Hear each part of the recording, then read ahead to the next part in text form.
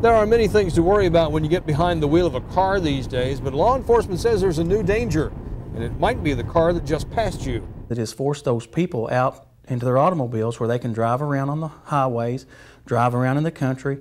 Of course, the odor's not going to be there because it's going to dissipate as they travel around, and they think that if they stay mobile, then nobody will catch them. Last Thursday, commuters at rush hour on the Gene Snyder at Smyrna Road may not have realized it, but they were looking at a meth lab bust, a mobile meth lab bust. It is a growing problem with more health hazards than you might think.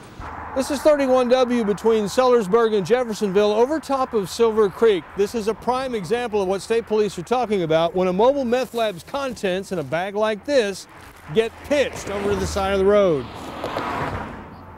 We get people going out in their front yard where they're cleaning up their yards and they find a garbage bag and they open it up and there's a meth lab.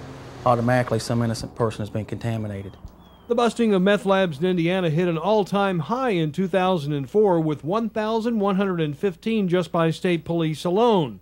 Last year, tougher laws knocked that number down to 989. So far this year, only 215 have been busted. That's down 77 from the same time last year. But the mobile meth lab just might change things. A lot of times how we run across these is by traffic stops or again by the public calling in and giving us a tip on the lab, and sometimes, very unfortunately, because of an explosion or a crash that's happened.